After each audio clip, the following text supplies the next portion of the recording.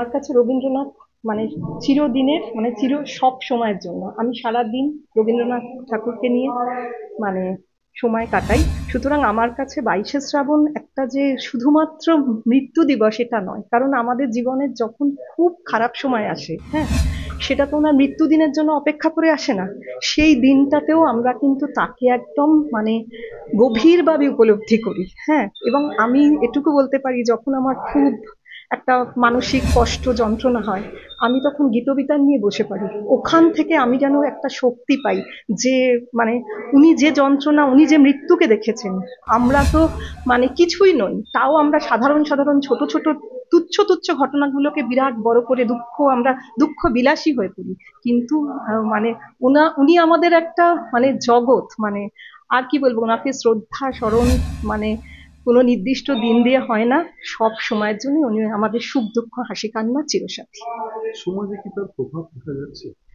আহ, আজকে তো কোথাও বলতে পারি যে যেমন রবীন্দ্রনাথের গানকে অনেকে আঁকড়ে ধরার চেষ্টা করছে, কারণ আমি নিজে একজন শিক্ষিকা হিসেবে বলি যে তারা কিন্তু রবীন্দ্র গান করছে, আবার কোথাও দেখা যাচ্ছে যে একটা রবীন্দ্র গানের প্রতি একটি অনীহা, এবং এই যে গানকে বলবো যে উনি যে স্বরলিপি করে দিয়ে গিয়েছেন, যেটা আমার বক্তব্য, আমি যেটুকু বুঝি, সেই খান থেকে বেরিয়ে এসে নতুন ভাবে নতুন আঙ্গিকে হয়তো নেক্সট জেনারেশনের জন্য করা হচ্ছে, কিন্তু আমার মনে হয়, আমার এটা ব্যক্তিগত মনে হয় সেইটার কোনো প্রয়োজন নেই। এবং দ্বিতীয় কথা, যদি আমরা সেভাবে আমাদের নতুন প্রজন্মকে রবীন্দ্রনাথ সম্বন্ধে উৎসাহিত করতে পারি, আমার মনে হয় তারা এগিয়ে আসবে।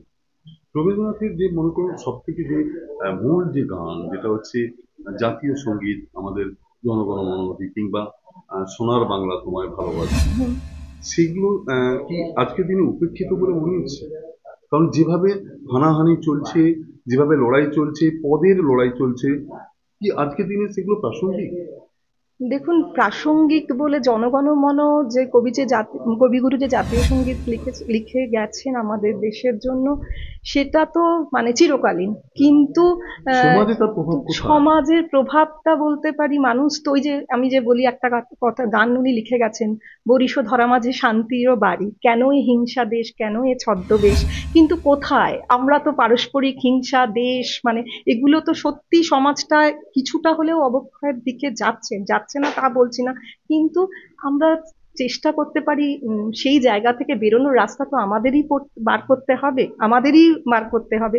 সুতরাং জনগণ অধি যে একেবারে অপ্রাসঙ্গিক আমি আমি বলতে চাই না, কারণ আজও আমাদের মানে অলিম্পিক্সে যখন ইন্ডিয়া খেলছে, বা আমাদের যে কোনো সময়, তো যখন নিজের এতেই দেখেছি যে যখনই গানটি হচ্ছে, ছোট ছোট বাচ্চারা, মানে ছোট ছোট বাচ্চা যে তারা কিন্তু দাঁড়িয়ে সেই গানকে সম্মান জানাচ্ছে, জানাচ্ছে নয় সেটা কিন্তু নয়, সুতরাং সেটাও তো বলা যায় না।